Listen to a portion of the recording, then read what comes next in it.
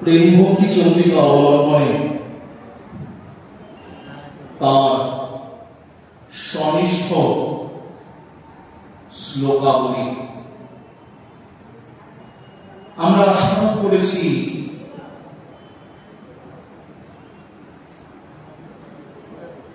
কিভাবে ভক্তি নিতাই গৌর এবং যুগল রসমাধুরীকে অবগাহন করতে গেলে কিভাবে তাকে ভজন করতে হবে। গৌর স্বরূপের মাধুর্য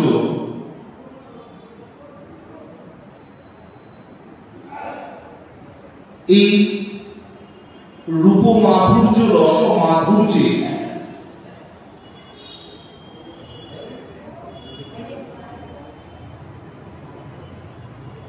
মহর্ষিগণ বিদ্বানগণ তার্কিক পণ্ডিতগণ এমনই ডুবে গেছেন যে তারা যে একবার গৌর স্বরূপ দর্শন করেছে সে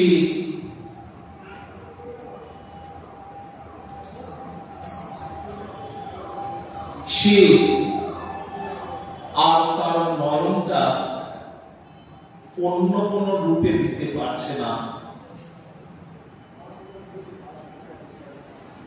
গৌররূপ যে একবার দেখেছে তার পক্ষে নয়ন আর অন্য কোন রূপে দেওয়া সম্ভব হচ্ছে না। কেমন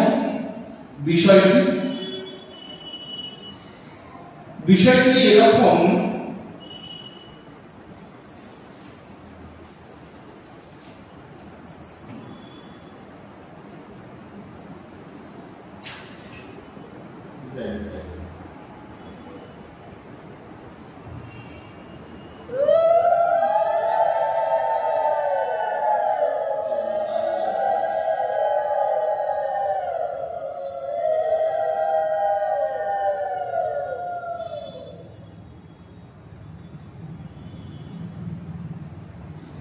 তা গৌর রূপেতে যার একবার দৃষ্টি নিবদ্ধ হয়েছে সে আর অন্য কোন রূপে দৃষ্টি দিতে পারছে না।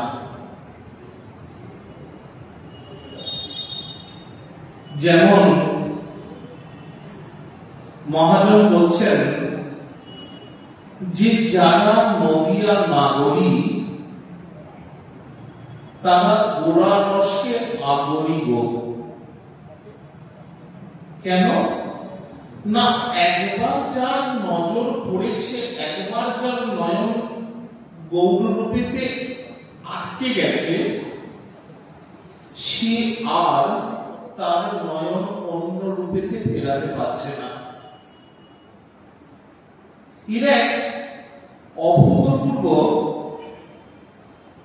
ব্যাখ্যা তার কীর্তন মাধুর্য আস্বাদনে, কীর্তন রস আস্বাদনে শ্রীপদ রামদাস বাউল মহারাজ করেছেন। শ্রীপদ রামদাস বাউল মহারাজ কীর্তন করছেন টোটা গোপীনাথে। আপনারা সবাই জানেন পুরীতে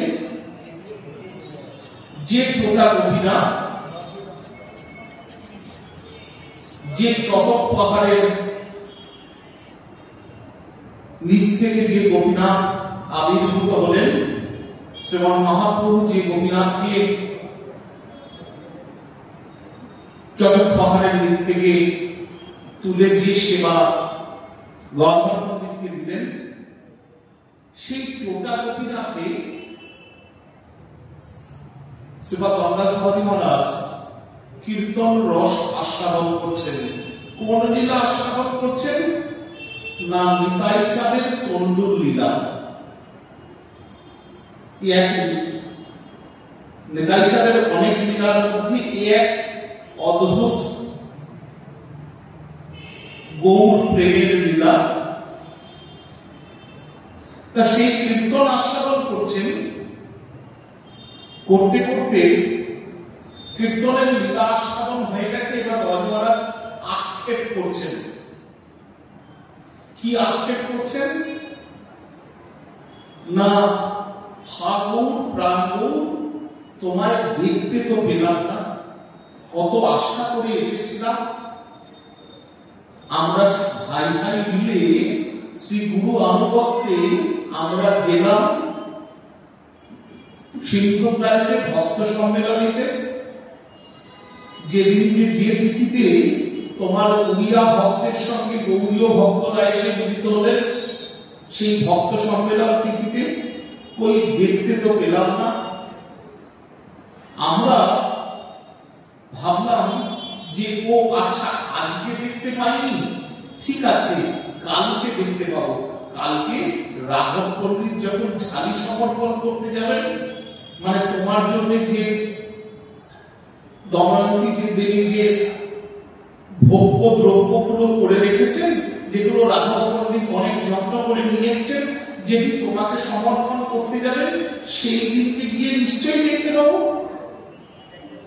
তাই সেই আশায় বুক বেঁধে আমরা গেলাম গম্ভীরাতে। অনেক করে ডাকলাম, কোথা পাল বিশ্ব ঘর বলে অনেক করে ডাকলাম, একবার দেখা দাও বলে কত করে মাথা খুললাম, কই দেখতে তো পেলাম না। তাও আশায় বুক বাঁধলাম, কারণ শ্রী গুরু মুখে শুনেছি মোরা, শ্রী গুরু মুখে শুনেছি মোরা ত্রিকাল সত্য গৌর লীলা। নিশ্চয়ই তুমি আসবে।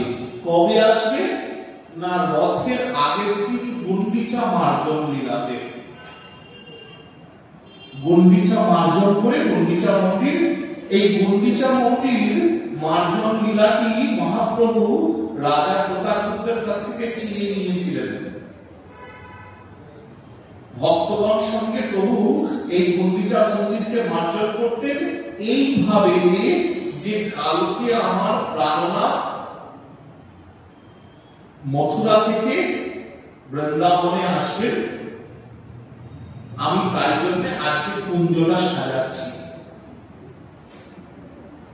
চরিতামৃতে এই অপূর্ব ব্যাখ্যা আছে গুন্ডিচা মার্জন লীলার। প্রভু সব ভক্তদেরকে বলেছিলেন, দেখুন গৌরহরি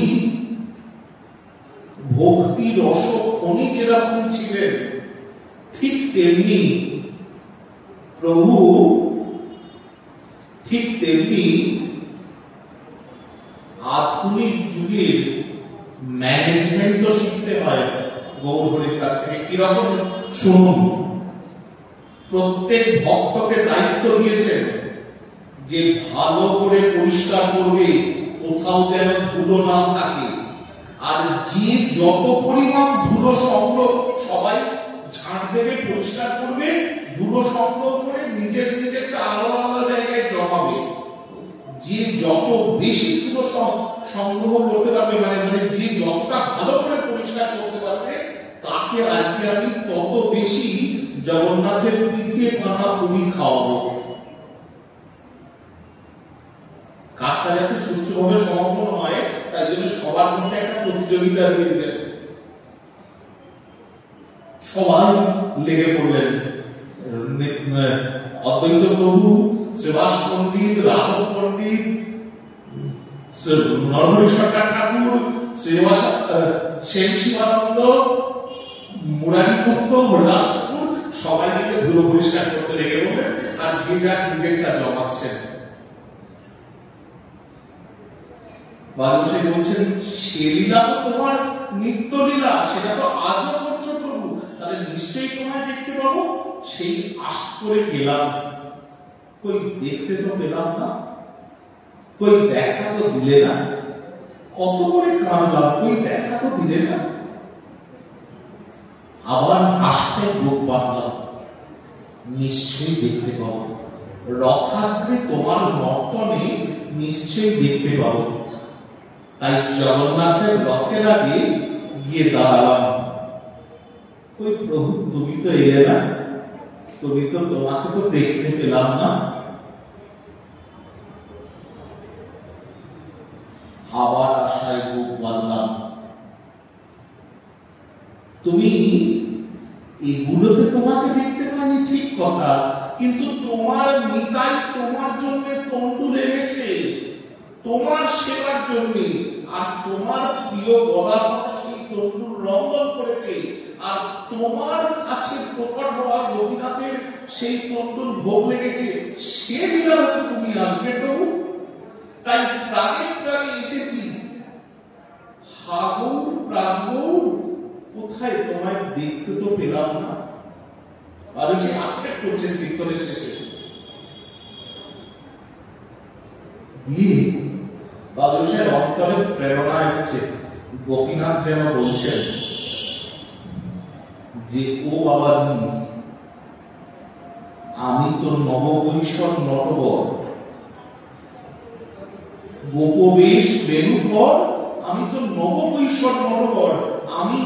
আমাকে দেখতেও হয় না, আমার নামটা যার কর্ণে যায় তারই মন প্রাণ আমি হরণ করে নিই।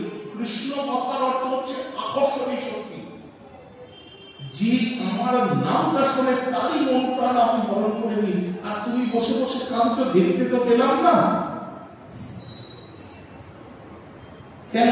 আমার বুকেতে কি তোমার মন ভরছে না? আর ওরকম গোপীনাথ বিগ্রহ কোথাও দেখতে পাবেন না সারা ভারতে। ওই রকম বসে যাওয়া গোপীনাথ বিগ্রহ সমস্ত জায়গায় গোপীনাথ দাঁড়িয়ে রয়েছেন, একমাত্র টোটাল গোপীনাথ বসে রয়েছেন। এর এক লীলা আছে। অনেক উঁচু ছিলেন গোপীনাথ। গদাধর পণ্ডিত শৃঙ্গার করতে পারতেন না। গদাধর পণ্ডিতের মনে বাসনা হয়েছিল, তুমি যদি একটু বসে যেতে তাহলে আমি তোমাকে সুন্দর করে শৃঙ্গার করতে পারতাম। মঙ্গলার সময় গদাধর পণ্ডিত যখন দরজা খুলেছেন, দেখছেন গোপীনাথ বসে গেছেন। ওরকম বসে যাওয়া গোপীনাথ আর কোথাও দেখতে পাবেন না। তা গোপীনাথ বলছেন, কেন আমার রূপেতে মন ভরছে না? বাদশাহ বলছেন, তুমি নববৈষ্ণব নটবর বটে, তুমি গোপবেশ বেণুকর বটে, তোমার রূপে মন ভরবে না এ তো হতে পারে না। কিন্তু জানো সমস্যাটা কোথায়? আমরা তো নদীবাসী, আমরা তোমার নদীয়া নাগর রূপটা দেখেছি, আমরা তোমাকে ওই রূপেতেই দেখতে ভালো লাগে। আমরা তোমাকেই বুঝি, কিন্তু আমরা গৌর রূপে তোমাকে বুঝি, গৌর রূপে দেখেছি। বাজি মহারাজ কোথাও দাত্তক কথা বলেননি। কলিযুগেতে সাধ্য সাধন তত্ত্ব নির্ণয় করতে গিয়ে নেতাজি ব্যাস পূজার ছলে কলির জীবকে দেখালেন কলিযুগের সাধ্য হচ্ছেন শ্রীকৃষ্ণ চৈতন্য মহাপ্রভু। ব্যাস পূজার ছলে যখন ব্যাসদেবকে স্তুতি করে মালা পরাতে বললেন শ্রীবাস পণ্ডিত, নেতাজি ঘুরে বেড়াচ্ছেন। মহাজন বললেন গলা খুঁজে পাচ্ছে না। শ্রীবাস পণ্ডিত বললেন ঝাঁট করি ব্যাসকে মালা দাও, গলা খুঁজে পাচ্ছে না। ঘুরে বেড়াচ্ছেন নেতাজি। শ্রীবিধি পণ্ডিত চলে গেছেন মহাপ্রভুর কাছে, ও প্রভু, তোমার পাগলা শ্রীপাদ তো কিছু করছে না, কোনো কিছু শুনছে না, তুমি এসো। প্রভু কি আর থাকতে পারে? প্রভু ছুটে এসেছেন সেবাসঙ্গনেতে। এসে যেই দাঁড়িয়েছেন, যেই দেখেছেন, সঙ্গে সঙ্গে ওই চাচর চুলেতে মালা পরিয়ে দিয়েছেন, দেখিয়ে দিলেন কলিযুগেতে একমাত্র সেব্য হচ্ছেন গৌরী। গৌর ভজলেই যুগল ভজনের আকুতি জাগে।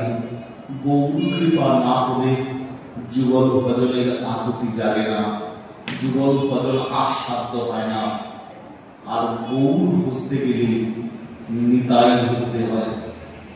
তাই নরোত্তম দাস ঠাকুর তার মনোশিক্ষাতে বলছেন নিতাই পদকমল কোটি চন্দ্র সুশীতল, যে ছাওয়ায় জগৎ জুড়ায়। হেন নিতাই বিনে ভাই, রাধা কৃষ্ণ পাইতে নাই, দৃঢ় করি ধরণী তাদের পায়। কি বলছেন? বলছেন নিতাই পদকমল কোটি চন্দ্র সুশীতল, যে ছাওয়ায় জগৎ জুড়ায়। কমল সুশীতল জানি, নিতাইয়ের চরণ পদ্ম কি হচ্ছে? পদ্ম। নিতাই পদ কমল, নিতাইয়ের চরণ কি হচ্ছে? কমল স্বরূপ, পদ্ম স্বরূপ। কোটি চন্দ্র সুশীতল, কোটি চন্দ্রের মতো সুশীতল।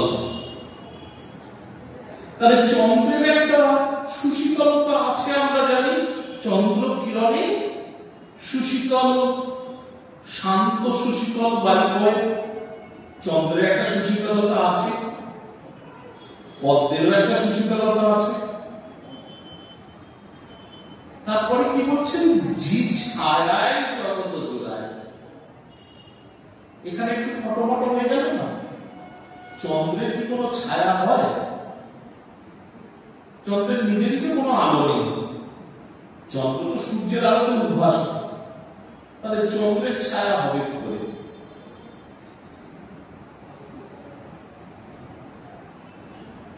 তাহলে কেন বললেন যে ছায়ায় জগৎ জুড়ায়?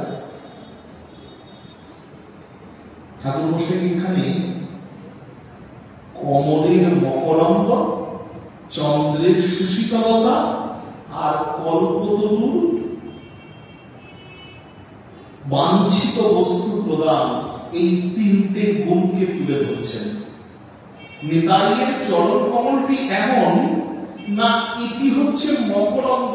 এর মধ্যে এই কমলের যেরকম সুশীতলতা আছে, এরকম কমলের ভেতরের যে মকরন্দ, যার মধ্যে মধু থাকে, সেই মধু পান করার জন্য সমস্ত জগজীব সেই পদ্মের দিকে আকৃষ্ট হয়। তারা ওই চরণ কমলের ছায়াতে স্নিগ্ধ হন। নিতাই চরণের পদ্ম পাদপদ্ম কি এমন না, চরণ কমলের ছায়াতে তারা স্নিগ্ধ হন। কারণ ওই মকরন্দ, ওই মধু পানের জন্য যত জগজীব আছে, যারা ভক্তি পরমুখ, যারা ভক্তির ধারে কাছেও আসে না, তারা তাই চরণ দেখলে তারাও ছুটে আসে। কারণ ওরকম সুশীতল স্থান আর কোথাও নেই। ঠিক তেমনি চন্দ্রের মতো সুশীতল নিতাই চরণ। চন্দ্র যে সুশীতলতা প্রদান করে, ঠিক তেমনি নিতাই পাদপদ্ম, নিতাই পদকমল ঠিক তেমনি সুশীতলতা প্রদান করে। আর তার সঙ্গে কি করে না, কল্পতরুর মতো বাঞ্ছা পূর্ণ করে। বাঞ্ছা পূরণের কল্পতরু। নিত্যানন্দ জগৎগুরু বাঞ্ছা পূরণে কল্পতরু। যার যা বাঞ্ছা হয় তার পূর্ণ করে আমার নিতাই। তাই ঠাকুর মশাই লিখলেন নিতাই পদকমল কোটি চন্দ্র সুশীতল, যে ছায়ায় জগৎ জুড়ায়। হেন নিতাই দিনে ভাই, রাধা কৃষ্ণ পাইতে না, দৃঢ় করি ধর নিতাইয়ের পায়। ঠাকুর মশাই সাবধান বাণী দিচ্ছেন। মহাজন প্রশ্ন করেছেন, এত বড় কথা বললেন, নিতাই ছাড়া রাধাকৃষ্ণ ভজন হবে না? নিতাই ছাড়া কি রাধাকৃষ্ণ পাওয়া যাবে না? এত বড় কথা বলে, হ্যাঁ, নিতাই কৃপা না হলে রাধাকৃষ্ণ পাইতে নাই, পেলেও নিও না। কেন? না তুমি কেন রাধা কৃষ্ণ জীবন রস আস্বাদন করার জন্য ভজন করছো? আস্বাদন যাতে হয় তাই জন্য তো। শুধু রাধা কৃষ্ণ ভজনের তো কোনো মাধুর্য নেই। আপনি কষ্ট করে একটি উপাদেয় বস্তু তৈরি করছেন, যে কোনো খাদ্য বস্তু হতে পারে, উপাদেয় বস্তু তৈরি করছেন। কেন না সেটা আপনার এবং আরো যারা আছেন সবার খেয়ে যাতে ভালো লাগে। যদি সেটা উপাদেয় না হতো তাহলে কি আপনি কষ্ট করে তৈরি করতেন না? ঠিক তেমনি রাধা কৃষ্ণ যুগল মাধুরী আস্বাদনের জন্য ভজন কেন করবেন না সেই মাধুরী রসেতে আপনি যেন স্নিগ্ধ হন। সেই মাধুরী রসেতে আপনি স্নিগ্ধ হতে পারবেন না। কেন পারবেন না? না যদি না নিতাই আপনাকে কৃপা করে, যদি না নিতাই আপনাকে কৃপা করে। এটা শুধু নরোত্তম দাস ঠাকুর বলছেন তাই নয়, প্রহ্লাদ সরস্বতীপাদ তার চৈতন্য চন্দ্রামৃত গ্রন্থে বলছেন যথা যথা গৌর পদারবন্দি বিন্দেত ভক্তি কৃতপূর্ণ রাশি তথা তথৎ সর্বতি হৃদয় কসমা রাধা পদাম্বুজ সুধাম্বু রাশি। কি বলছেন? বলছেন যথা যথা গৌর পদারবিন্দে বিন্দেতি ভক্তি কৃতপূর্ণ রাশি। যত পরিমাণে গৌর পদারবিন্দে আপনার মতি হবে, যত পরিমাণে গৌর পদারবিন্দে আপনার মতি হবে তথা তৎসর্বতি হৃদয় কস্মাৎ রাধা পদাম্বুজ সুধাম্বু রাশি। যত পরিমাণ আপনার গৌর পদারবিন্দে আপনার রতি মতি হবে তত পরিমাণ আপনার অন্তরে রাধা প্রেম রাশি আপনার অন্তরে পরিপূর্ণ হবে। মানে আপনি গৌর পাদভক্ত ভজনের দিকে যতটা উন্মুখ হবেন ততটা রাধারানীর গোপী প্রেম আপনার উপর এসে ততটা পড়বে। একদম ডাইরেক্ট সম্পর্ক। বৃন্দাবন দাস ঠাকুর এই পাওয়াটা একটা খুব সহজ উপায় বলে দিয়েছেন। বৃন্দাবন দাস ঠাকুর তার কলমে যাকে বলা হয় চৈতন্য লীলায় বেদব্যাস, চরিতামৃতে গৌরাঙ্গ গোস্বামীপাদ বললেন কৃষ্ণলীলা ভাগবতে কবি বেদব্যাস চৈতন্য লীলায় ব্যাস বৃন্দাবন দাস। বৃন্দাবন দাস ঠাকুর লিখছেন কি? নিতাই চাঁদের শেষ শিষ্য, সব থেকে কনিষ্ঠ শিষ্য এবং সর্বশেষ শিষ্য হচ্ছে বৃন্দাবন দাস ঠাকুর। বৃন্দাবন দাস ঠাকুর লিখছেন চৈতন্য ভাগবতে গোপিকার যেই প্রেম কহে ভাগবতে একলা নিত্যানন্দ হইতে পাইবে জগতে।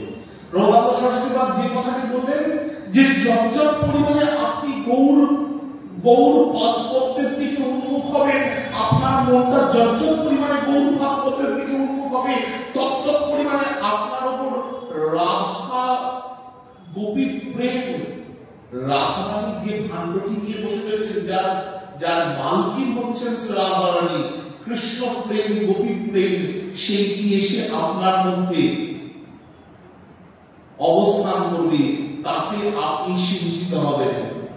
এটা পাওয়ার সব থেকে ভালো উপায় হচ্ছে তাই দৃঢ়গুলি ধরণিতায়, কারণ গোপী প্রেম একমাত্র পেতে পারো নিতাই চাঁদের কাছ থেকে।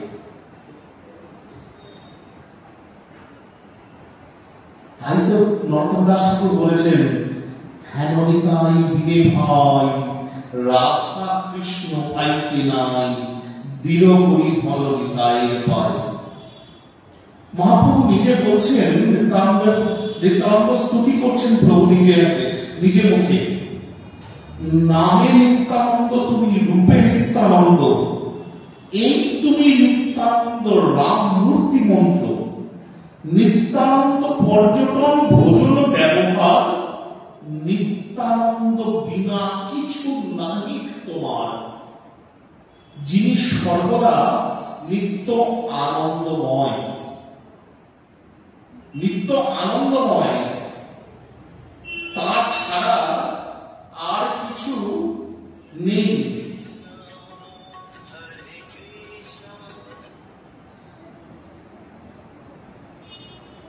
তাছাড়া আর কিছু নেই।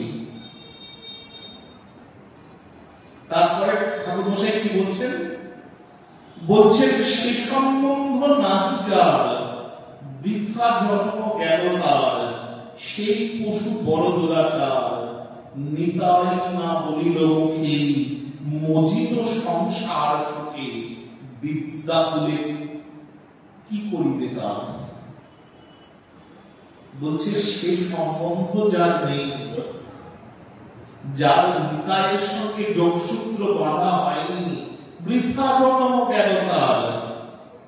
নরোত্তম দাস ঠাকুর বলছেন সেই পশু বড় দুরাচার, যে নিতাই না বোঝে, নিতাই যে ভজে না, তাকে বলছেন সে হচ্ছে দুরাচারী।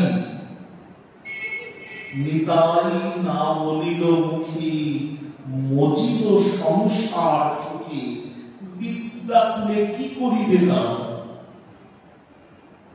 নিতাইকে বুঝলো না সংসার সুখে, সংসারের নিতাইকে না বুঝলে তোমার মায়ার বন্ধনই কাটবে না।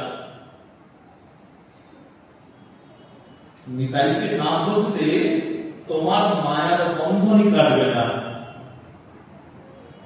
আমিত্বর আমিটাই দূরীভূত হবে না। যতক্ষণ আমিত্ব থাকবে ততক্ষণ আমি সংসারের মগ্ন থাকবো। যে আমিত্বটা কেটে যাবে, যে আমার স্বরূপটা জাগ্রত হবে, এটা বলা এবং করার মধ্যে তফাৎ আছে। যারা এটা চিন্তন করতে পারেন তারা কিন্তু আজ সর্বদা সেই রসসাগরে ডুবে রয়েছে। আমিত্ব যতক্ষণ না যাবে ততক্ষণ ওই রসসাগরে ডুবতে পারবো না। আর এই আমিত্ব যেতে গেলে সব থেকে বড় আমাদের কান্ডারি হচ্ছেন নিতাই চাঁদ। সব থেকে বড় কান্ডারি হচ্ছেন নিতাই চাঁদ। কালকে বলছিলাম না, শ্রী গুরুদেব ভবসাগরের কান্ডারি, তা জগৎগুরু নিত্যানন্দ এই ভবসাগরকে পার করে দেওয়ার কান্ডারি রূপে অবস্থান করেন জগৎগুরু নিত্যানন্দ। তাই তো ঠাকুর মশাই বলছেন, নিতাই না বলিল মুখী, মজিল সংসার সুখী, বিদ্যা তুলে কি করিবে তার। বিদ্যা তুলে কি করিবে তার মধ্যে দিয়ে বলছেন যে এরা হয়তো অনেক বিদ্যা অর্জন করেছে, কিন্তু তাদের এই বিদ্যা অর্জন সব বৃথা। কেন না, তারা আসল বিদ্যা অর্জন করেনি। তাদের এই বিদ্যা তাদের অন্তরের আমিত্ব বুঝতে পারেনি।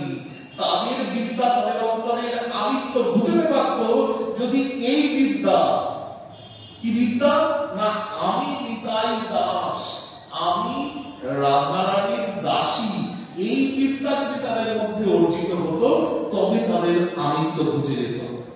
সেটা হয়নি। তাই বিদ্যা করে কি করিবে তার কারণটা বলছেন ঠাকুর মশাই। অহংকারে মত্ত হইয়া নিতাই পদ পাশ হইয়া, অসত্যরে সত্য করি মানে। অহংকারে মত্ত হইয়া, অহংকার। কিসের অহংকার? না আমি এবং আমিত্বের অহংকার। আজ একটা ভালো কোনো কাজ হলো, আমার ব্যবসায় উন্নতি হলো, আমার চাকরি জীবনে পদোন্নতি হলো, আমার পরিবারে কেউ কিছু ভালো কোন সুখ সংবাদ দিল, কোন উন্নতি হলো, দেখেছ?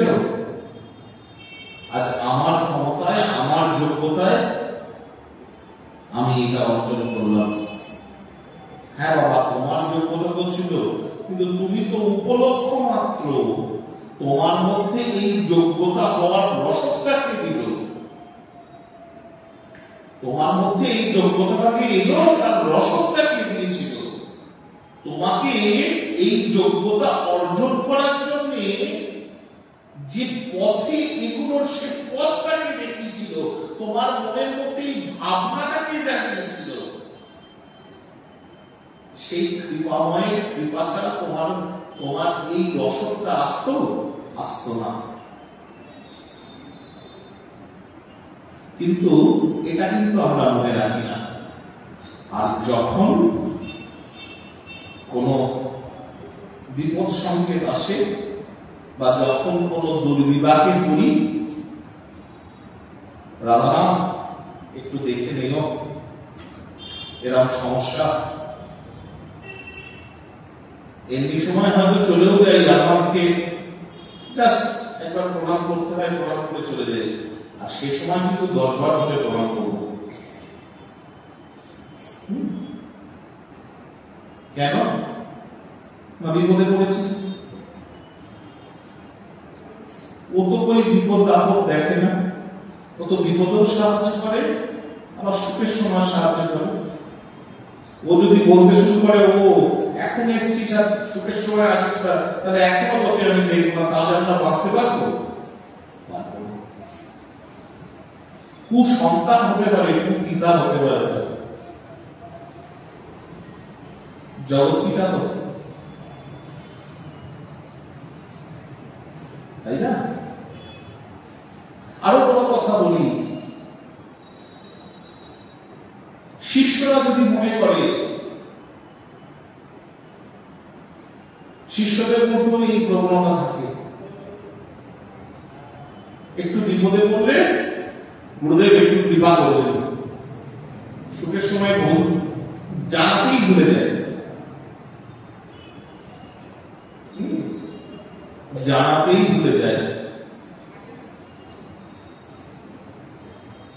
ভালো যখন সময় চলে তখন হয়তো বছরের পর বছর গুরুদেবের সঙ্গে কোনো যোগাযোগ থাকে না। গুরুদেব কিন্তু সেইভাবে শিষ্যদেরকে দেখেন না, সদ্গুরু কখনো সেভাবে শিষ্যদেরকে দেখেন না। তার কাছে যে যোগাযোগ রাখছে না সেও যে দৃষ্টিতে পড়ে, তার কাছে সর্বদা যে রয়েছে সেও সমদৃষ্টিতে পড়ে। কারণ ডিসক্রিমিনেশন করা যায় না।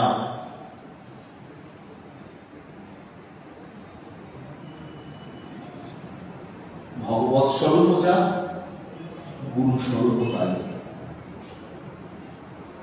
শেখালো কে, চেনালো কে?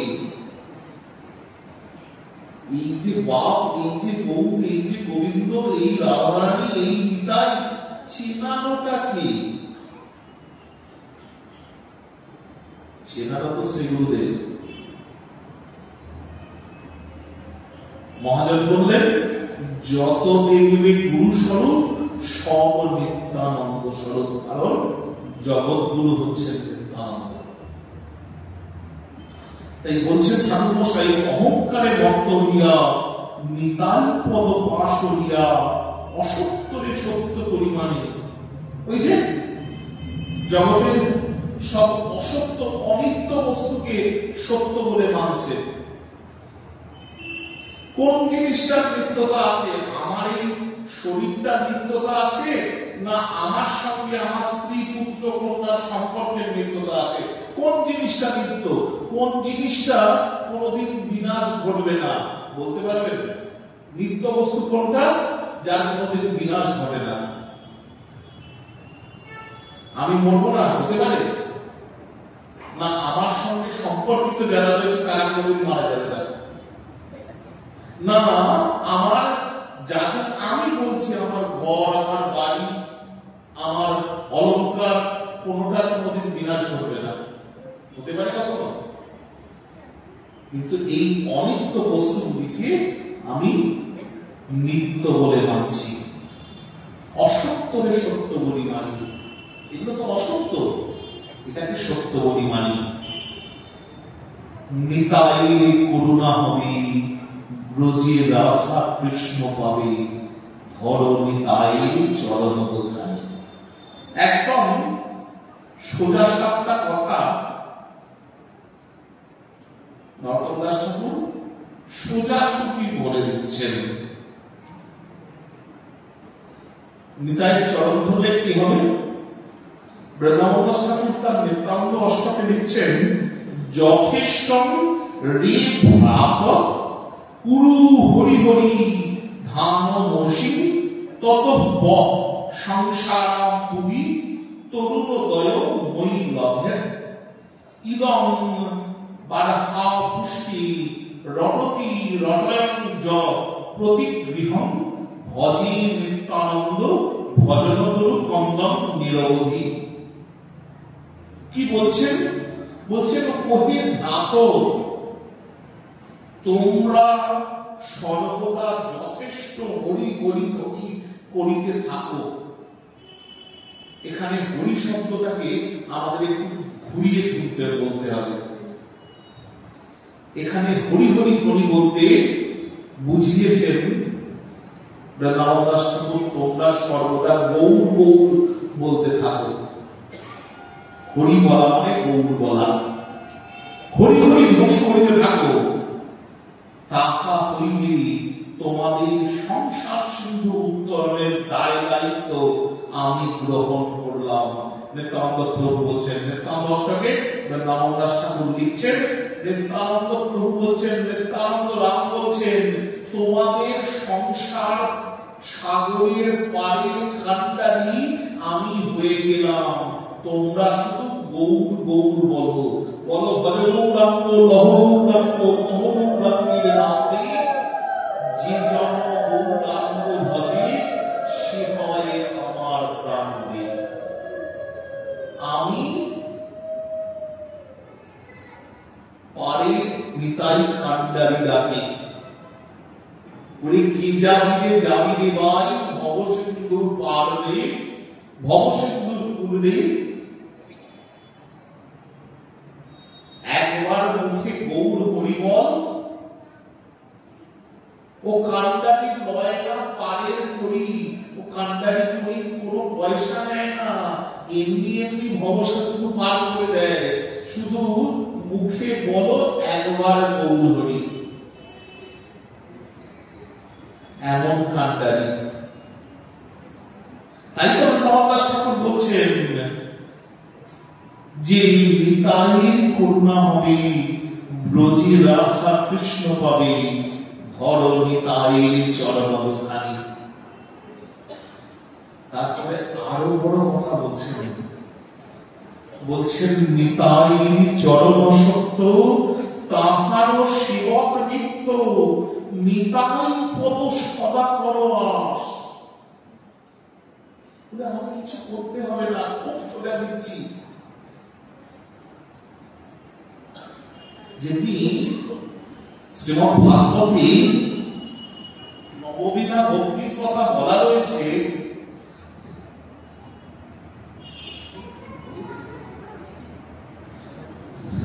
শ্রীমদ্ ভাগবতে নববিধা ভক্তির কথা বলা রয়েছে, যেখানে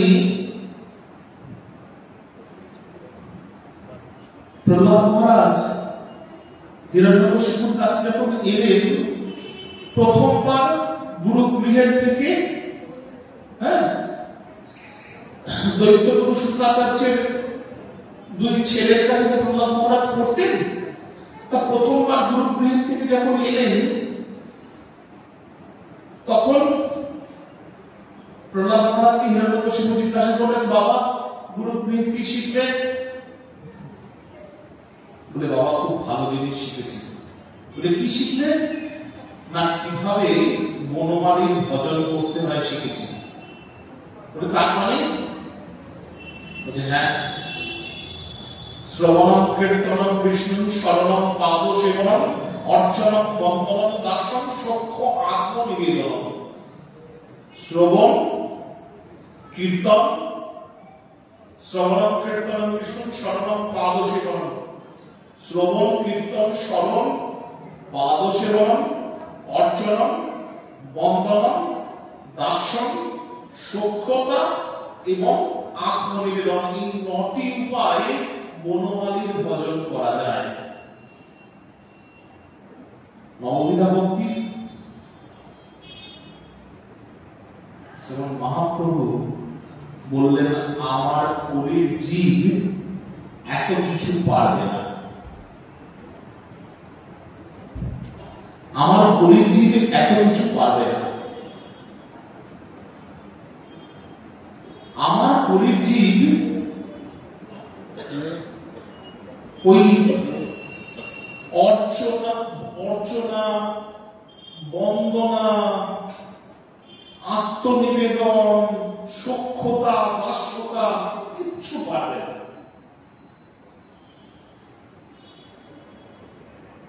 কিচ্ছু পারবে না। তাহলে বলে, আমি কলির জীবের জন্যে নববিধা ভক্তির 2টি ধারাকে নিয়ে নিলাম, যেটা সব থেকে সহজ। একটি শ্রবণ, একটি কীর্তন। মহাপ্রভু বলছেন, শ্রীকৃষ্ণ চৈতন্য মহাপ্রভু কলির জীবকে বলে যাচ্ছেন, হে কলির জীব, যখন তুমি কৃষ্ণ গুণগান শ্রবণ করবে, তখন কায়ে মনোবাক্যে কৃষ্ণ গুণগানই শ্রবণ করবে। যখন তুমি কৃষ্ণ গুণগান কীর্তন করবে, তখন তুমি কৃষ্ণ গুণগানই কীর্তন করবে।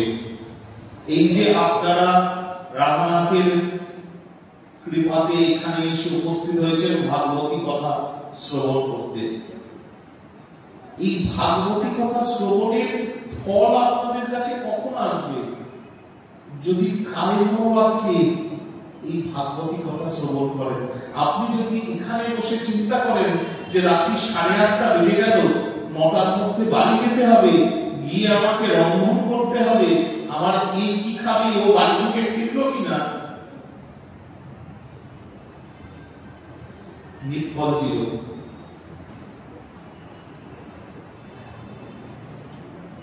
শুনতে খারাপ লাগলেও কথাটা সত্যি। বলছেন, নিতাই চরণ সত্য তাহার সেবক নিত্য, নিতাই পদ সদাই পরবাস। নিতাইয়ের সেবক নিত্য আর নিতাই পদ সদাই পরবাস। কি বলছে না, নিতাই চরণ পদ্মটাকে সদা মনে আশা করো, সদা মনেতে স্মরণ করো।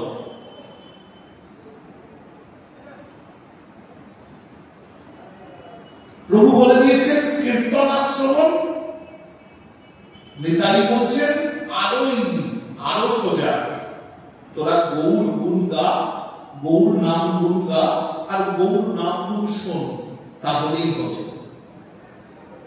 আর কিছু করতে হবে না, গোড়া গোড়া বল আর গোড়া গোড়া শোন, তাহলেই হবে।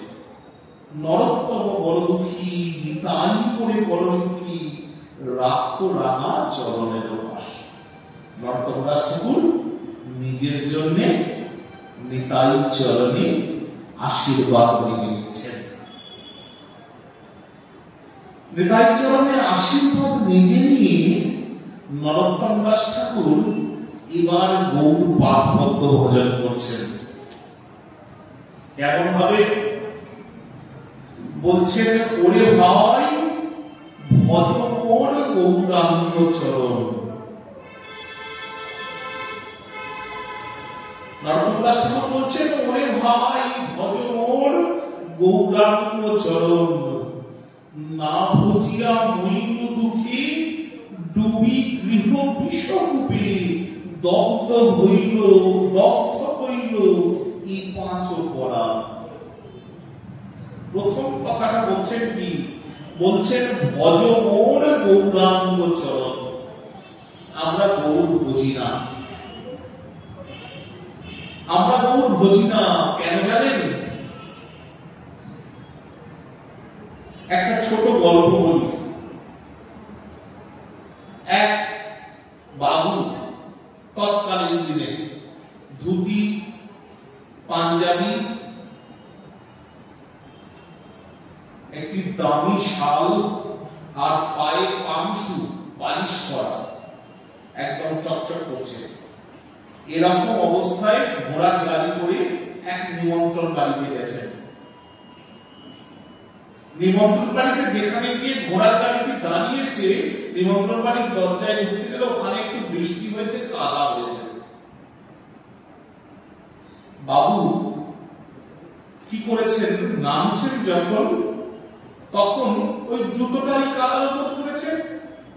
এবার পাংশুর ওপর দিকে কাদাটা ছিটকে এসছে, পাংশুর ওপর দিকে কাদাটা ছিটকে এসছে। তাহলে চকচক করছিল, পালিশটা নষ্ট হয়ে গেছে। বাবু কি করলেন? শালটাকে, দামি শাল, কাজ করা তৎকালীন দিনে, বাবু শালটা নিয়ে না পাংশুটাকে পরিষ্কার করছে। তার সামনে যে দেখতে পেয়েছে, যে দেখেছে, সে একটু অবাক হয়েছে যে দামি শাল দিয়ে জুতোর কাদা পরিষ্কার করছে, কিরকম ব্যাপার হলো। তা সে কৌতূহলবশত জিজ্ঞেস করেছে, হয়ে যাও, বসে যান, একটা কথা জিজ্ঞেস করবো। বললাম, হ্যাঁ বলুন। বলছে, আপনি ওই দামি শাল দিয়ে জুতোর কাদাটাকে পরিষ্কার করবেন, এটা ঠিক বুঝলাম না। বলি, এটা আমার বাবার শাল, এটা আমি কিনিনি পয়সা দিয়ে, আর পাংশুটা আমি এই বাড়িতে আসবো বলে 7 দিন আগে কিনে নিয়ে এসেছি। তার মানে যেটা আমরা উত্তরাধিকার সূত্রে পাই সেটার মর্ম বুঝি না। আমরা গৌরকে তো উত্তরাধিকার সূত্রে পেয়েছি, তাই জন্য গৌর বুঝি না। নারায়ণ ঠাকুর তাই জন্য বলছেন, কলিঘোর তিমির বড়সড় জগজন, ধর্ম কর্ম রঘু দূর, অসাধনে চিন্তামণি বিধির দায়ী নয়। ওরা বড় দয়ালু ঠাকুর, বাড়িতে ভাই ওরা গুলো কমনে রাজায়। অসাধনে চিন্তামণি, যে চিন্তামণিকে তোমাকে সাধন করে পেতে হয়নি, এটা অসাধনে চিন্তামণি। রূপগোস্বামীপাদ তার চৈতন্যষ্টকে বলছেন, শ্রী সনাম দুর্গম গতিরতি শয়ন মনি সদম মনিরাম সর্বস্বং প্রণত করণীরম মধুরিমা বিনির্যাস্য প্রেম্য নিখিল পশুপালাম যদি ঈশান সচৈতন্য কিংবে পুনরবিন্দু সুজাস্তি বলম। বলছেন, শ্রী সনাম দুর্গম,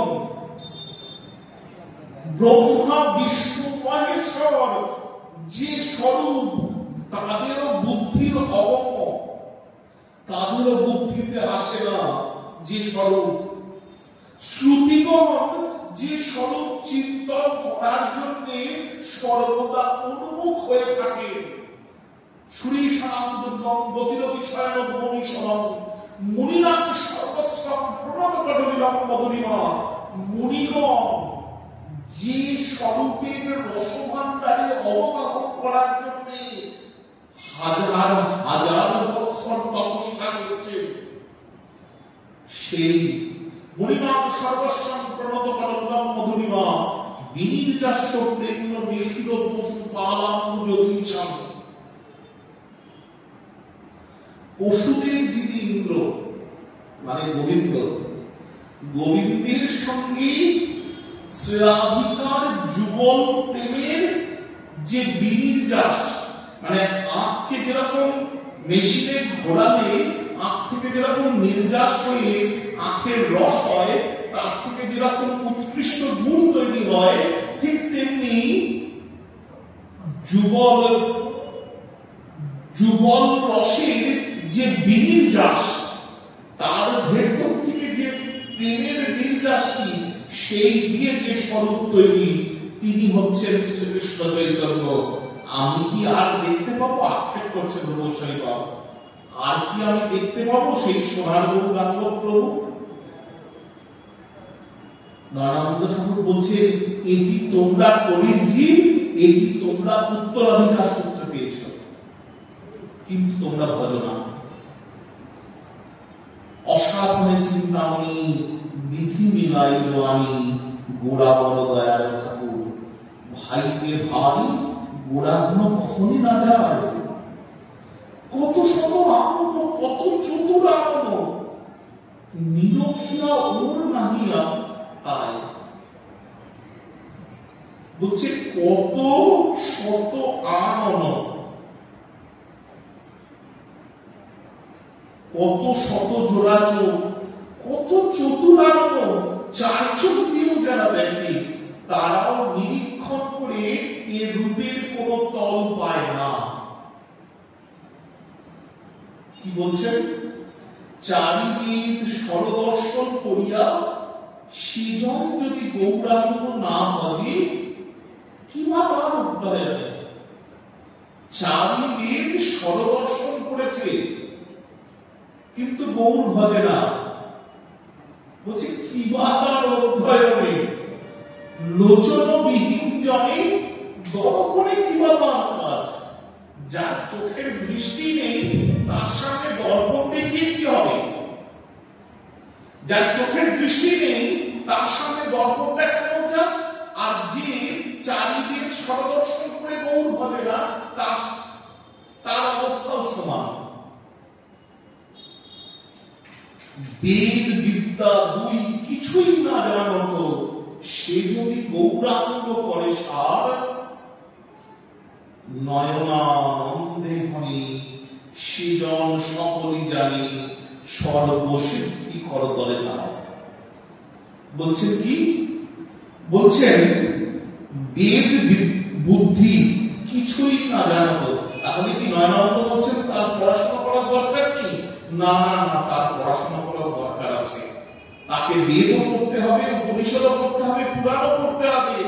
সবকিছু পড়ে সে এই সিদ্ধান্তে আসবে যে গৌর ছাড়া আর কিছু নেই।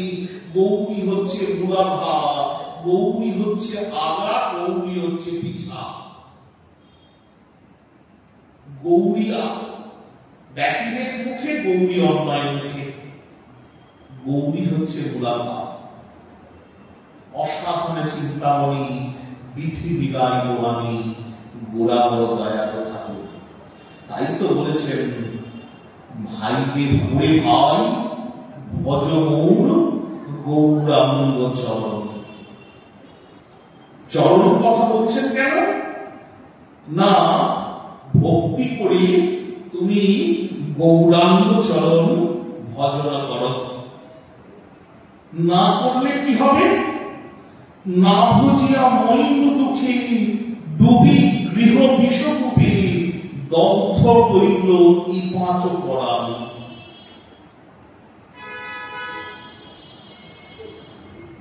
ঠিক যেমনি বিষের কূপ, বিষের কূপেতে যদি কেউ পড়ে যায়, যেখানে বিষের কূপ মানে অনেক রকম হতে পারে, সেখানে বিষধর সর্প থাকতে পারে, বা সেই জলটা বিষময় হতে পারে। বিষের কূপেতে যে পড়ে যাবে, সে যদি ওই জল বিষময় জলটা পান করে, বা তাকে যদি ওই বিষধর সর্প দংশন করে, তাহলে তার শরীরে যে জ্বালা অনুভব হবে। যদি তুমি গৌরাঙ্গ না ভজো, তাহলে ওই বিষধর জল, বিষের ওই জ্বালা অনুভব করবে। কোন বিষের জ্বালা? না সংসার বিষের জ্বালা। তাহলে কি আমরা সংসার করব না? আপনি কি বলতে চাইছেন? ভাগবতের আসলে আমরা তাদের সংসার করব না? বলুন তো, কতগুলো মহাপ্রভুর কতগুলো ত্যাগী ভক্ত রয়েছে, সবাই তো গৃহভক্ত, তারা সংসার করেনি। করব, সংসার করব, সংসারের সমস্ত দায়িত্ব পালন করব। কিন্তু কেমন ভাবে করবো জানেন? যে শিক্ষাটি রঘুনাথ দাস গোস্বামীপাদকে মহাপ্রভু দিয়েছিলেন শান্তিপুরে বসে। রঘুনাথ দাস গোস্বামীপাদ যখন উত্তরা হলেন গৌর কৃপা পাওয়ার জন্য শান্তিপুরে ছুটে গেলেন, প্রভুর চরণে যখন পড়লেন, প্রভু বললেন, স্থির হও রঘুনাথ, না করো বাতুল, ক্রমে ক্রমে পায় লোকে ভবসিন্ধুপুর। মর্মট বৈরাগ্য না করো লোক দেখাইয়া। এগুলো লোকশিক্ষার জন্য বলা, আমাকে আপনাকে শিক্ষা দেওয়ার জন্য। রঘুনাথ দাস গোস্বামীপাদ হচ্ছেন শ্রীরতি মঞ্জরি, রাধারানীর প্রধান মঞ্জরি। রাধারানীর কুঞ্জ বিলাসে যখন ঢুকবেন প্রাণনাথের সঙ্গে, যদি কেউ একমাত্র ওই কুঞ্জের মধ্যে প্রবেশ অধিকার পায়, তাহলে হচ্ছে রঘুনাথ দাস গোস্বামীপাদ শ্রীরতি মঞ্জরি। তার অবস্থাও চিন্তা করে দেখুন, তাকে মহাপ্রভু লোকশিক্ষার জন্য কথাটা বলছেন, না করো লোক দেখাইয়া, মর্মট বৈরাগ্য দেখিও না। গৃহে যাও বিষয়ে ভঞ্জ, অনাসক্ত হইয়া। বিষয়টা তোমার, তোমার কর্তব্য, সংসারের দায়িত্ব নিয়েছ, কর্তব্যটা পালন করো, কিন্তু আমিত্বটা ছেড়ে দাও। আমিত্বটা ছেড়ে দিয়ে তুমি যদি কর্তব্যটা পালন করো, তাহলে আর কোনো দোষ থাকে না। সেটাই আমরা পারি না। আমাদের সব থেকে বড় বাধা হচ্ছে, যেই আমরা সংসারের মধ্যে ঢুকে যাই, আমিত্বটা থেকে ঢুকতে পারি না, আমিত্বটা ছাড়তে পারি না। আপনি যদি বলেন আপনি ছাড়তে পারছেন, আমিও ছাড়তে পারি। এই পাঠ করে দেখে মনে হবে কেমন হলো পাঠটা, যেন মনে হবে আমি করলাম পাঠটা, আমি তো কাছে পারি।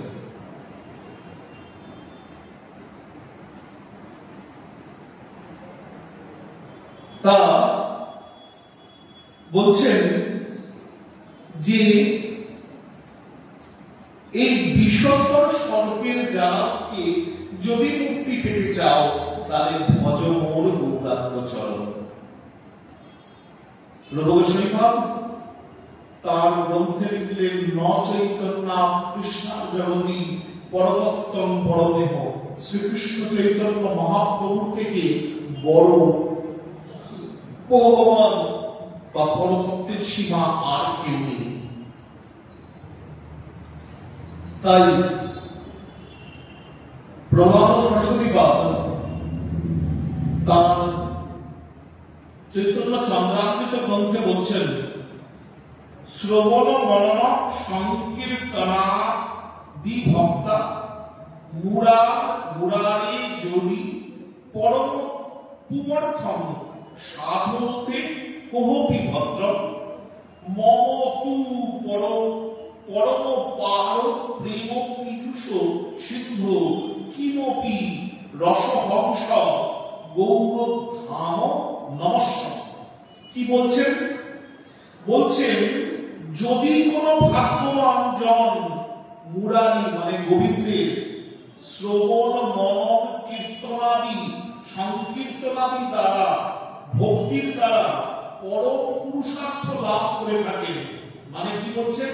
বলছেন গোবিন্দের নাম কীর্তন, গোবিন্দের নাম শ্রবণ, গোবিন্দের নাম কীর্তন এবং এর দ্বারা পরম পঞ্চম পুরুষার্থ কি না, আমাদের ধর্ম অর্থ কাম মোক্ষ, আর পঞ্চম পুরুষার্থ হচ্ছে ভক্তি। এই ভক্তি যদি লাভ করে থাকেন, লাভ করতে সমর্থ হন, খুবই ভালো। প্রধান সরস্বতীপাদ বলছেন যে কৃষ্ণ গুণকীর্তন শ্রবণ, কৃষ্ণ গুণকীর্তন ধারণ করে পঞ্চম পুরুষার্থ ভক্তি লাভ করেছে, সে খুবই ভালো। তারপরে কি বলছেন? কিন্তু আমি অপার প্রেমামৃত সিন্ধু শ্রী গৌরাঙ্গীর রহস্যই আমার ভজন, আমি কিন্তু অন্য কোনো দিকে যাব না, আমি অপার প্রেমামৃত সিন্ধু শ্রী গৌরাঙ্গের চরণটাই ধরে থাকবো। এরপরে আরো বড় কথা বলছেন প্রবন্দ সরস্বতী পাদ গৌর ভজন সম্বন্ধে। এই প্রবন্দ সরস্বতী পাদ কে ছিলেন না? হাজার সন্ন্যাসী শ্রী গুরুদেব। ইনি ছিলেন ব্রহ্মজ্ঞানী, অহম ব্রহ্ম সিংহাসনে বসেছিলেন। যখন মহাপ্রভু যখন বৃন্দাবন যাওয়ার পথে, ঝাড়খণ্ড বনপথে বৃন্দাবন যাওয়ার পথে কাশীতে গেলেন, তখন এই প্রবন্দ সরস্বতী পাদই মহাপ্রভু সম্বন্ধে বেশ কিছু দার্থক কথাবার্তা বলেছিলেন। চৈতামৃতে আছে সেই প্রসঙ্গ। শুনিয়াছি লোক মুখে চৈতন্য বাবু কেশব ভারতী শিষ্ট লোক প্রতারক।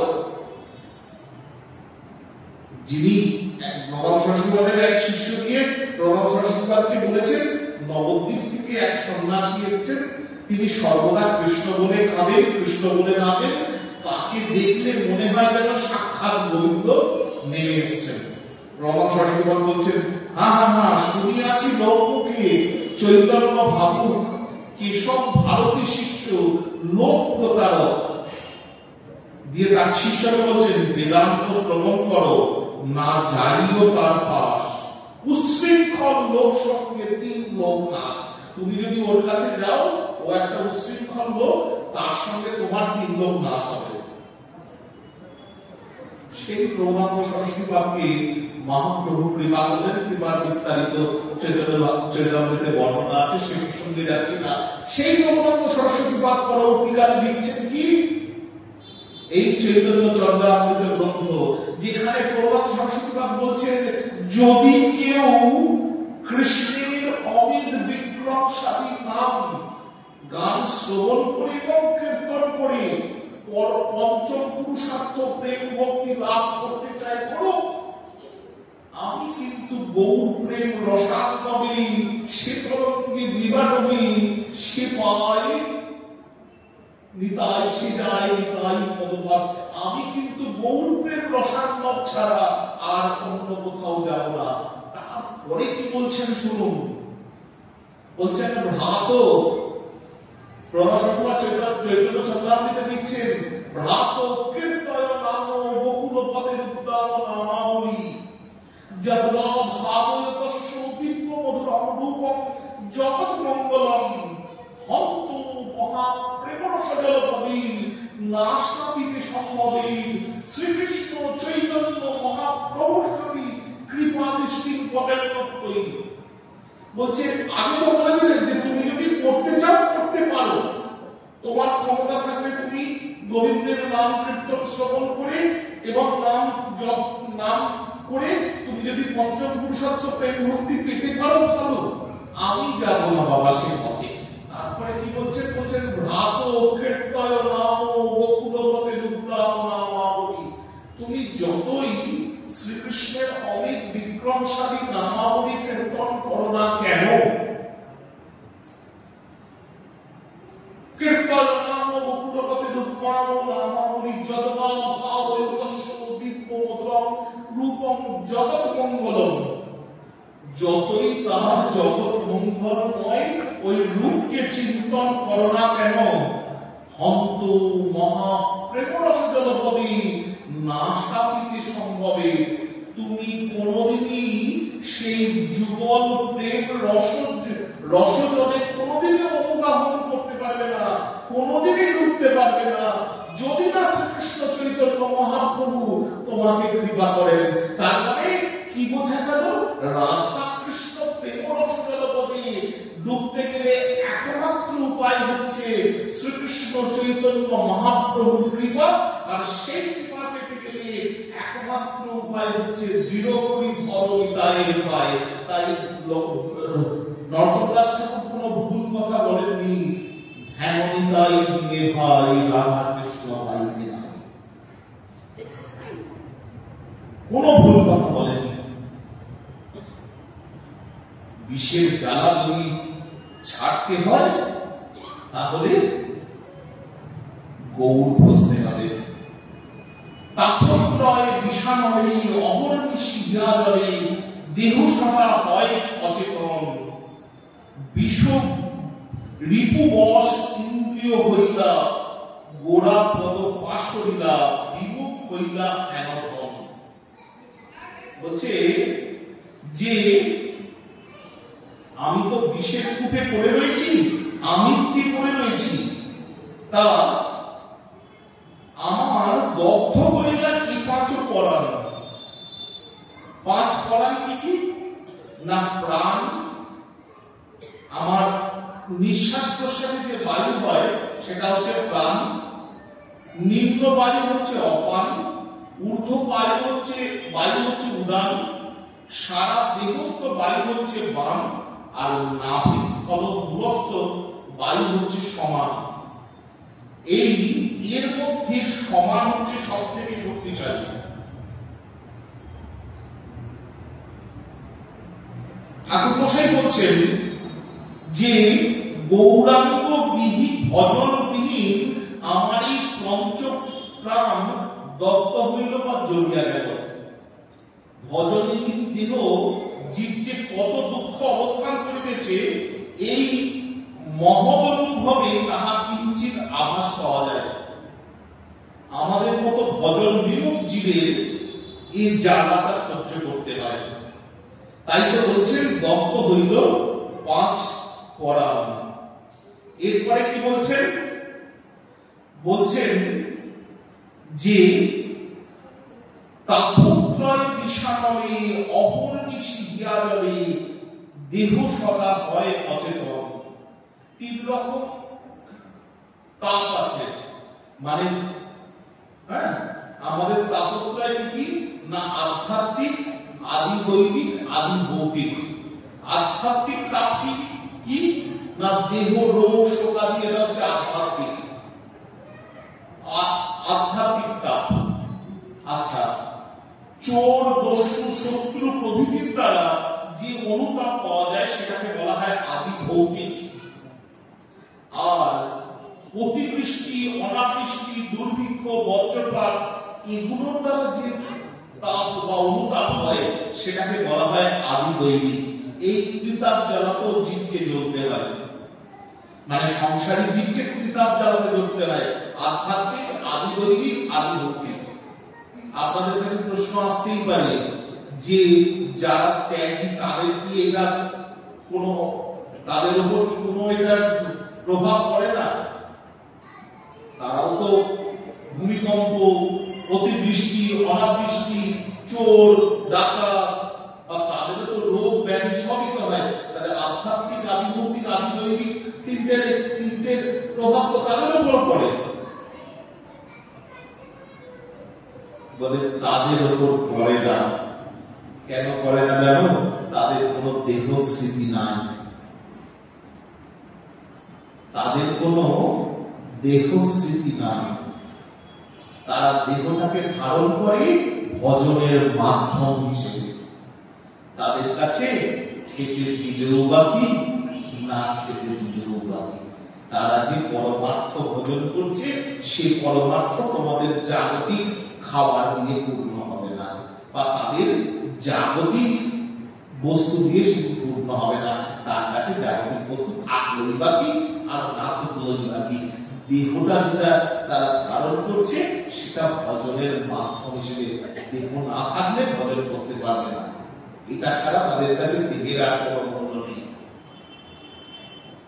তাদের আধ্যাত্মিক, আদি দৈবিক, আদি ভৌতিক ধরে। এবার প্রশ্ন আসবে, তাহলে তো আমাকে ত্যাগী হতে হয় না? তুমিও তোমার অন্তরটাকে ত্যাগী বানাও। ওই যে গৃহে যাওয়া বিষয়ের মধ্যে অনাসক্ত হইয়া অনাসক্ততাকে বাড়াও, অন্তরটাকে ত্যাগী বানাও। তাহলে তোমার মধ্যে আধ্যাত্মিক, আদি দৈবিক, আদি ভৌতিক প্রভাব বিস্তার করতে পারবে না। কিভাবে হবে না? যজ্জত পরিমাণে গুরু কৃপা হবে। গুরু কৃপা হলে ভজন বাড়বে, ভজন কর্মের মনটা আস্তে আস্তে দূরে সরবে, কুক্ষিগত হবে। মনটা চতুর্দিকে ব্যক্ত হয়ে রয়েছে, তো কুক্ষিগত হবে। কোথায় কুক্ষিগত হবে? না ভগবত চরণে কুক্ষিগত হবে। যত পরিমাণে হবে তত পরিমাণে অন্তরটা ত্যাগের মন্দির তৈরি হবে। তার জন্য কোথাও যাওয়ার দরকার নেই, কোথাও যাওয়ার দরকার নেই। অন্তরটাকে বৃন্দাবন বানাও, বৃন্দাবন যাওয়ার দরকার নেই।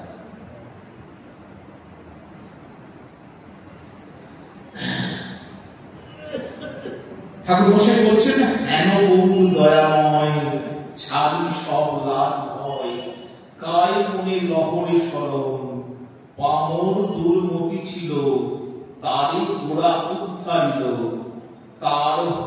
তারা হইল প্রতিফল। জয় মাধাই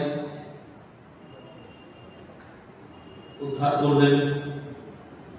পামর দুর্মতি ছিল, চাপাত গোপাল উদ্ধার করলেন। পামর দুর্মতি ছিল। পরবর্তীকালে জগাই মাধাইয়ের মতো সাধন ভজন কজন করেছে?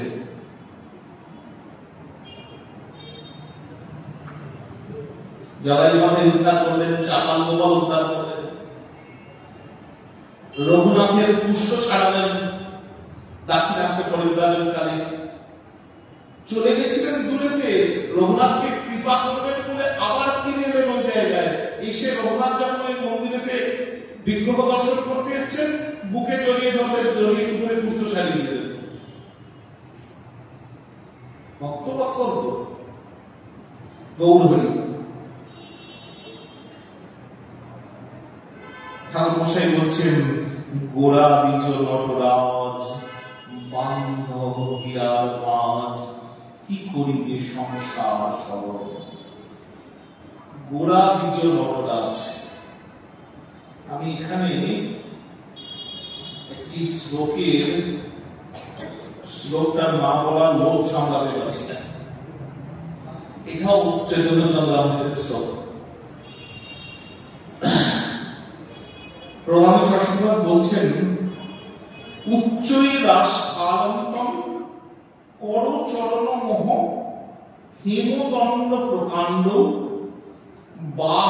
বাণী প্রত্যুত সন্তাণ্ড বত রতনু পুণ্ডরিকায় তাক্ষম, বিশ্বাস্যা মঙ্গলম ধম কিমপি হরি হরি তুন্মতানন্দ নাদ বন্দে তং দেবচূড়ামণি মতুল সাবিষ্ট চৈতন্য চন্দ্রম।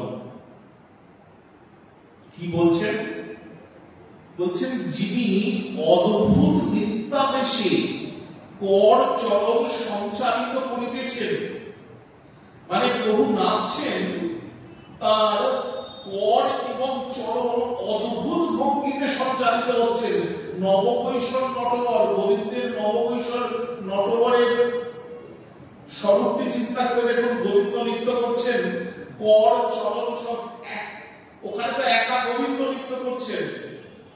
আর রাসেতে রাধা গোবিন্দের যুগল নৃত্যটা স্মরণ করুন। দুজনে এখানে একসঙ্গে নৃত্য করছেন। একাধারে রাধারানীর নৃত্য কৌশল, একাধারে গোবিন্দের নৃত্য কৌশল, দুয়ে মিলে গৌরের নৃত্য কৌশল। তাই জন্য কর চরণ অদ্ভুত রূপে সঞ্চারিত হচ্ছে। দীর্ঘ হেমাঙ্গর তুল্য বাহু ঊর্ধ্বে তুলিয়া অঙ্গ দোলাইয়া নৃত্য করছেন।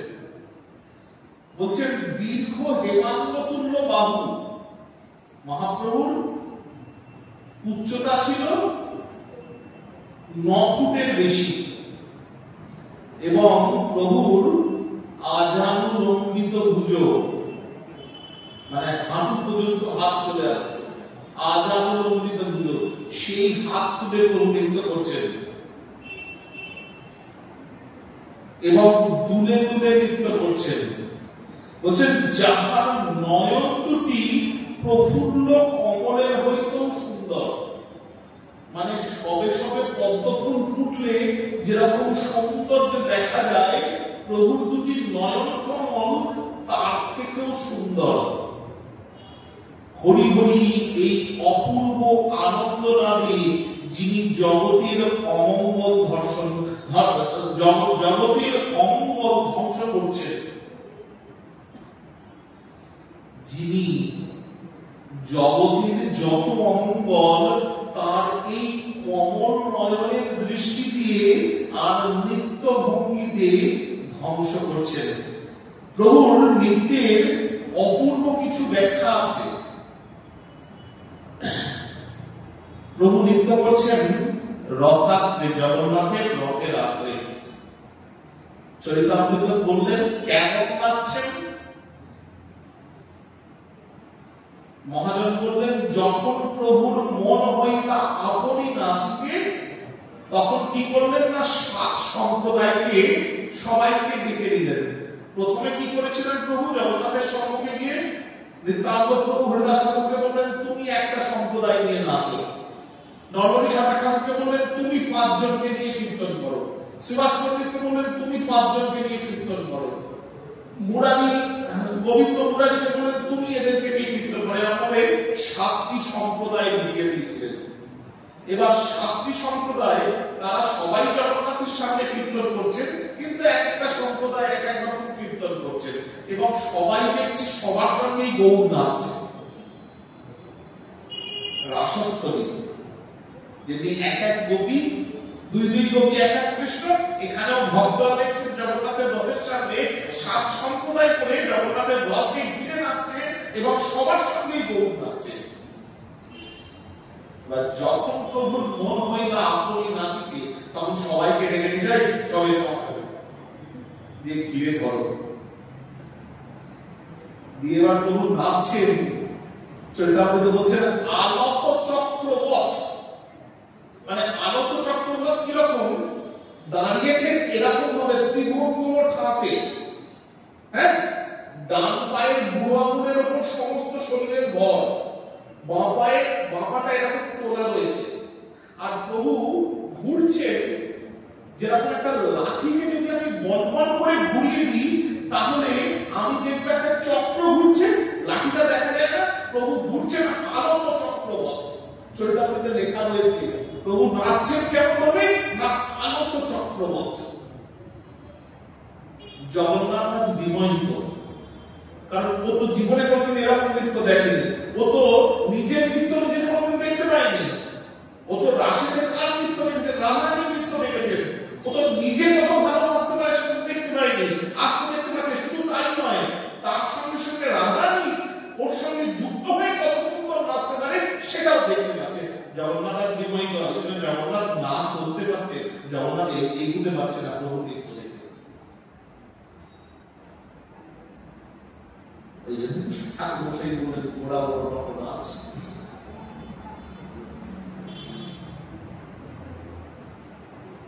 এই জন্মাষ্টমীর তিথিতে, জন্মাষ্টমীর দিন নীলাচলেতে প্রভু জন্মাষ্টমী পালন করতেন।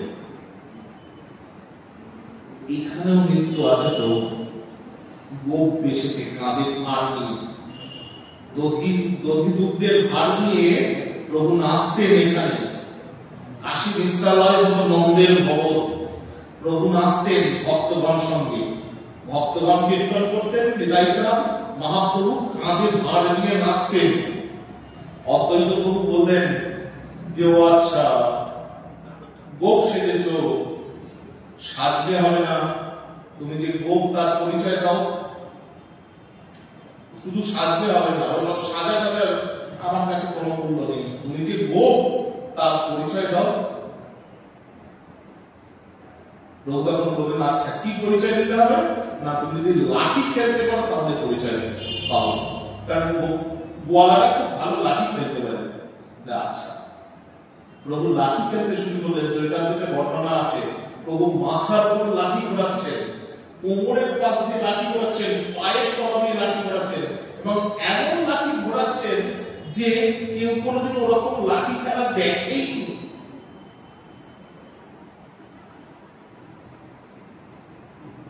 নিতাই চাঁদ এসছেন, নিতাই চাঁদকে বলছেন তুমি তো সেজে এসেছো গোপীদের মতো, তুমি পারো? নিতাই চাঁদ বলছেন দাও লাঙল। নিতাই চাঁদ ঘোরাচ্ছেন লাঠি, যেরকম প্রভু ঘোরাচ্ছেন সেরকম নিতাই ঘোরাচ্ছেন। দুই প্রভু মিলে গোপ বেশেতে লাঠি ঘোরাচ্ছেন। রাজা প্রতাপরুদ্র দর্শন করছেন আর অঝোর ধারায় কাঁদছেন।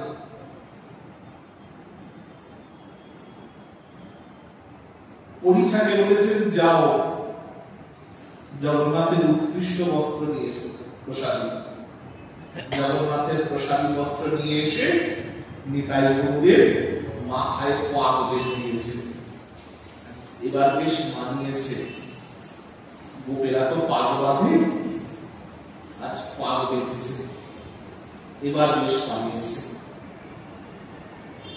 এই জন্মাষ্টমী লীলাও স্মরণ করতেন প্রভু। নীলাচল ধামেতে, নীলাচল ধাম তখন হয়ে উঠত গোকুল নন্দালয়।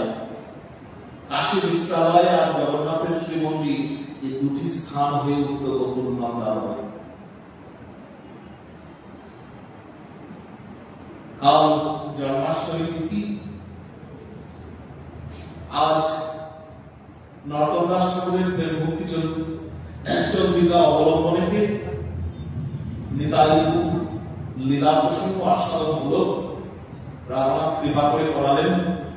কাল জন্মাষ্টমী তিথি, কালকে আমরা ঠিক 7টায় শ্রীপাঠ শুরু করব।